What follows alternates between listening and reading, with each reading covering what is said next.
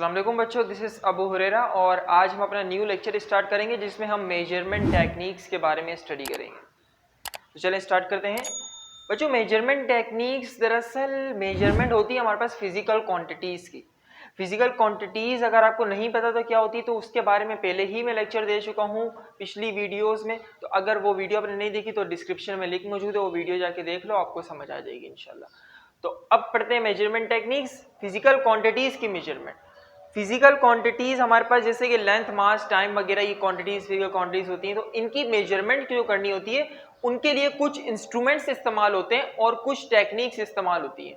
उन टेक्निक्स और इंस्ट्रूमेंट्स को इस्तेमाल करते हैं तो उनको हम मेजरमेंट टेक्निक्स कहते हैं। सही है बच्चों। अब हमारे पास सबसे पहले आता है लेंथ। लेंथ हमारे पास क्या है? फिजिकल क्वांटिटी है। अब लेंथ को मेजर करने के लिए हमारे पास कुछ रूल्स इस्तेमाल होते हैं। पहला है रूलर। रूलर मतलब है रूरल स्केल। एक स्केल होता है, अगर आपको कोई भी लेंथ मालूम करनी है तो आप क्या करोगे, किसी की भी लेंथ, तो आप स्केल इस्तेमाल करोगे और स्केल में फिगर्स लिखे होते हैं 1 2 3 4, तो मीटर, किलोमीटर, सेंटीमीटर ऐसे लिखा होता है, तो आपको आसानी से लेंथ पता चल जाएगी। तो सबसे आसान मेथड रूलर होता है, जो कि आप अब स्कूल्स वगैरह में भी सब जगह यूज करते हो, कॉलेजेस वगैरह में। तो अब सेकेंड मेथड है हमारे पास कैलिपर। कैलिपर, ये दरअसल इसका पूरा नाम है वर्नियर कैलिपर। वर्नियर कैलिपर भी हमारे पास इस्तेमाल होता है लेंथ मालूम करने के लिए। किसी भी चीज की लेंथ मालूम करनी, डायमीटर मालूम करना है तो हम क्या इस्तेमाल करते हैं? वर्नियर कैलिपर का इस्तेमाल करते हैं, जो कि आप 9th फिजिक्स में पढ़ चुके हो वर्नियर कैलिपर को डिटेल में, और आप इसका एक्सपेरिमेंट भी कर चुके हो। तो अब आते हैं थर्ड पर, laser range finder. Laser range finder भी हमारे पास लेंथ के लिए इस्तेमाल होता है कि लेजर लाइट फेंकी जाती है और उससे हमारे पास लेंथ कैलकुलेट की जा सकती है। तो ये हमारे पास कुछ टेक्निक्स है, और भी ज्यादा टेक्निक्स है, लेकिन मैंने 3 लिखी है यहाँ पर। और भी टेक्निक्स है लेंथ मालूम करने की। मास, जो मास जो है ना हमारे पास मालूम किया जा सकता है, मास हमारे पास मेजर किया जा सकता है फिजिकल बैलेंस के जरिए। सर फिजिकल बैलेंस क्या होता है? बेटा फिजिकल बैलेंस वो होता है जैसे कि आपने देखा होगा ना तराजू, एक जगह तराजू रखा होता है और फिर एक जगह दूसरे ऑब्जेक्ट को रखते हैं और एक जगह पहले ऑब्जेक्ट को। यहां पर जो ऑब्जेक्ट रखते हैं उसको देखते हुए दूसरे ऑब्जेक्ट को मेजर करते हैं। मतलब यहां पर देखो, जो दरअसल दूसरा ऑब्जेक्ट यहां पर होता है ना, जो दूसरा ऑब्जेक्ट यहां पर होता है, इसको देखते हुए हम पहले ऑब्जेक्ट की मेजरमेंट करते हैं। यहां पर एक ऐसा ऑब्जेक्ट रखते हैं जिसके हमें वेट पता होता है, अब उसके हिसाब से हम ये वाले वेट को मेजर करते हैं। तो ये हमारे पास फिजिकल बैलेंस कहलाता है। तो तराजू वगैरह वो हमारे पास क्या है? फिजिकल बैलेंस है। और हमारे पास force due to gravity, gravity के जरिए भी हम मेजरमेंट कर सकते हैं। कोई भी देखो, अगर हम किसी भी स्प्रिंग में अगर हम वेट को बांध देना तो ये क्या होगा? Force due to gravity. Gravity की मदद से हमारे पास जो है वो मास मालूम कर सकते हैं, क्योंकि अगर वेट मालूम हो गया तो सर मास तो फिर निकल सकता है ना, निकल सकता है ना, निकल सकता है बच्चों। वेट मालूम हो गया तो मास निकल सकता है। सर कैसे निकल सकता है? बेटा आपने फार्मूला पढ़ा हुआ है W=mg। क्या हो गया बेटा? W=mg फार्मूला पढ़ा है तो निकल सकता है ना यहाँ से। वेट अगर आ गया, जी की वैल्यू क्या होती है? कांस्टेंट। सर कांस्टेंट होती है ना? हाँ बेटा सही बोल रहे हो, कांस्टेंट होती है जी की वैल्यू। तो मास यहाँ से आराम से निकाल लोगे, जी वहां मल्टीप्लाई हो रहा है, नीचे जाके डिवाइड हो जाएगा, हमारे पास वैल्यू आ जाएगी W/g। W की वैल्यू रखोगे, जी की वैल्यू कांस्टेंट, मास आ जाएगा। सही है बच्चों। ये फोर्स ड्यू टू ग्रेविटी और भी बहुत सारी टेक्निक्स, जैसे अब तो डिजिटल दौर आ गया, तो डिजिटल हम कोई भी वेट मालूम करना हो, किसी भी चीज का वेट मालूम करना हो, तो हम क्या करते हैं, उसको उस ऑब्जेक्ट को उस इंस्ट्रूमेंट में रखते हैं और हमारे पास उसका वेट आ जाता है। तो वेट आ गया तो मास भी आ गया। सही बच्चों। थर्ड हमारे पास आता है टाइम। टाइम हमारे पास फिजिकल क्वांटिटी है और ये हम मेजर कर सकते हैं मैकेनिकल क्लॉक के जरिए। मैकेनिकल क्लॉक्स क्या होती हैं बच्चों? मैकेनिकल क्लॉक्स ना दरअसल जैसे कि हमारे पास पेंडुलम क्लॉक होती थी पहले, कि पेंडुलम इस तरह मूव करता था, इस तरह मूव करता था, तो घड़ी जो है वो आगे पीछे चल रही होती थी। पेंडुलम मूव कर रहा है तो क्लॉक भी मूव कर रही है, तो वो भी हमारे पास एक मैकेनिकल क्लॉक है।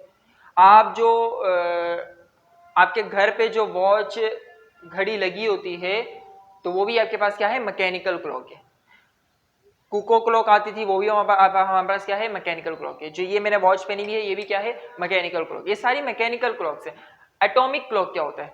एटॉमिक क्लॉक सीजियम, रूबिडियम वगैरह के ज़रिए, ये एलिमेंट्स के ज़रिए जो है हम टाइम को मेजरमेंट कर सकते हैं। और ये एलिमेंट्स के ज़रिए याद रखना, ये जो टाइम मेजर होता है ये बिल्कुल परफेक्ट, बिल्कुल एक्यूरेट टाइम मेजर होता है एटॉमिक क्लॉक के ज़रिए। मैकेनिकल क्लॉक भी एक्यूरेट करती है, लेकिन सबसे ज़्यादा जो मेजरमेंट एक्यूरेट करती है वो हमारे पास एटॉमिक क्लॉक होती है। सही है बच्चों, ये हमारे पास लेंथ, मास और टाइम हो गया। अब टाइम को मालूम करने का हमारे पास एक और तरीका है, measurement of speed by the टिकर टाइमर। बच्चों इसको, ये जो है ना, आपको दरअसल स्पीड मालूम करनी होती है। तो स्पीड मालूम करनी है तो स्पीड के लिए आपको दो चीजें चाहिए होती है। कौन कौन सी बच्चों? बिल्कुल सही बताया, डिस्टेंस और टाइम चाहिए होता है। तो आपको डिस्टेंस और टाइम चाहिए होता है क्योंकि आपके पास फार्मूला होता है v is equal to D upon T. तो डिस्टेंस तो आप निकाल लोगे। आप अगर यहां से लेकर, सपोज कर लेते हैं कि यहां से लेकर आपको अगर यहां तक का, इस पॉइंट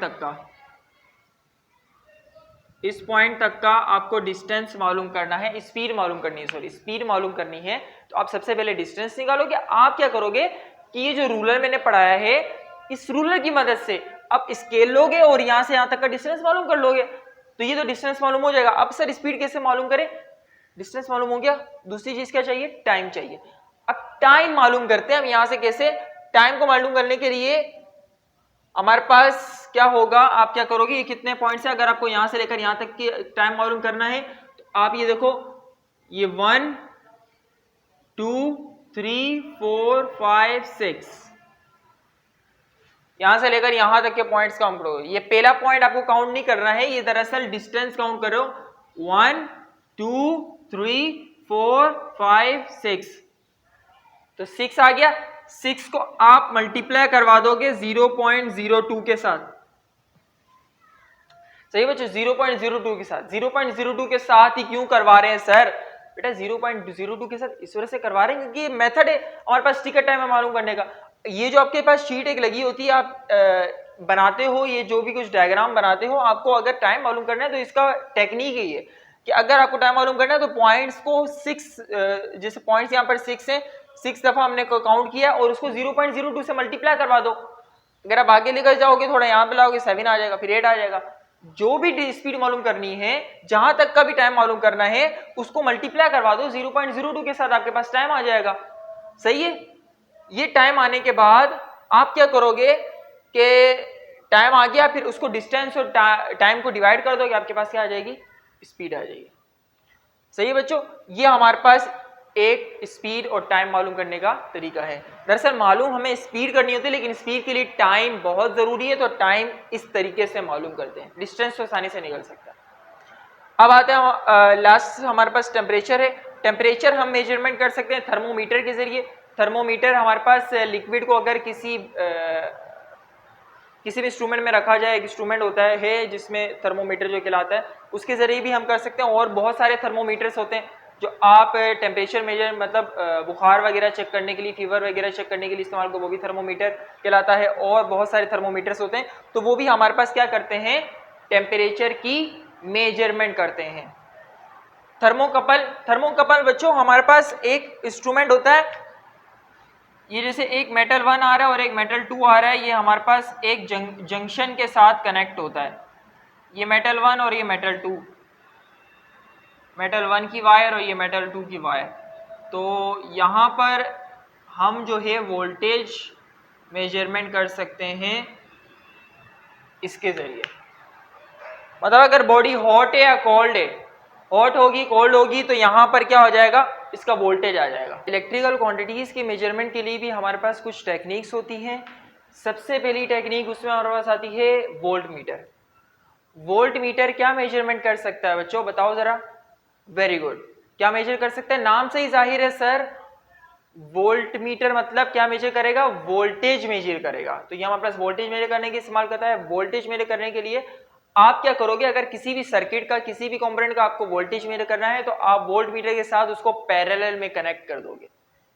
पैरेलल में कनेक्ट कर दोगे, फिर आपके पास वोल्टेज आ जाएगा। अगर उसी सर्किट का आपको करंट मेजर करना है, तो करंट के लिए इस्तेमाल होता है एम मीटर।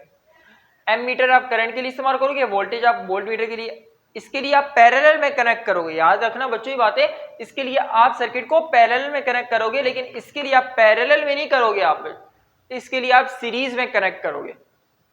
सीरीज में कनेक्ट करने के लिए करंट मेजर करोगे एमीटर के साथ, और वोल्टेज मेजर करने के लिए पैरेलल में कनेक्ट करोगे वोल्टमीटर के साथ। सही है, ये बातें याद रखनी है। और सीरीज में पैरेलल में कैसे करते हैं ये आप लोग पढ़ चुके हैं मैट्रिक में, और अगर अभी नहीं पता तो इंशाल्लाह टॉपिक्स आएंगे तो हमें एक्सप्लेन करेंगे। ओहम मीटर या मल्टीमीटर हमारे पास यूज होता है रेजिस्टेंस मेजर करने के लिए। बच्चों क्या मेजर करने के लिए? रेजिस्टेंस मेजर करने के लिए हमारे पास ओहम मीटर इस्तेमाल होता है। कैथोड रे ऑसिलोस्कोप, CRO जिसकी शॉर्ट फॉर्म है, कैथोड रे ऑसिलोस्कोप एक हमारे पास इंस्ट्रूमेंट होता है जो कि हमारे पास बहुत ही चीजें मेजर कर सकता है। जैसे कि यहाँ पर वोल्टेज मेजरमेंट आपकी बुक में दिया हुआ है कि वोल्टेज मेजर कर सकता है। वोल्टेज कैसे मेजर करेगा बच्चों? ऑसिलोस्कोप दरअसल क्या करता है, आपके पास ना वेव फॉर्म देता है। तो आपके पास वेव फॉर्म जो देगा ना यहाँ पर ये, तो आपके पास दो लाइंस होंगी यहाँ पर, एक वर्टिकल एक्सिस और एक हॉरिजेंटल एक्सिस, एक वर्टिकल एक्सिस और एक हॉरिजेंटल एक्सिस। जो वर्टिकल एक्सिस होगा वो आपके पास वोल्टेज को शो करेगा, और जो हॉरिजेंटल एक्सिस होगा वो आपके पास टाइम को शो करेगा। तो आप इनकी मदद से वोल्टेज मेजर कर सकते हो। ये जो वेव फॉर्म दे रहा है, ये वेव फॉर्म के जरिए आप वोल्टेज मेजर कर सकते हो। हमारे पास ऑसिलोस्कोप्स में कुछ कर्सर्स होते हैं, कर्सर्स मतलब है कुछ लाइंस होती हैं हॉरिजेंटल और वर्टिकल की कुछ लाइंस। आप कुछ कर्सर्स के जरिए जो है इन वेव फॉर्म्स पे फिट करके वोल्टेज को मेजर कर सकते हो, जिसको हम पीक टू पीक वोल्टेज कहते हैं। उन कर्सर्स को सेट करके आप वोल्टेज को मेजर कर सकते हो।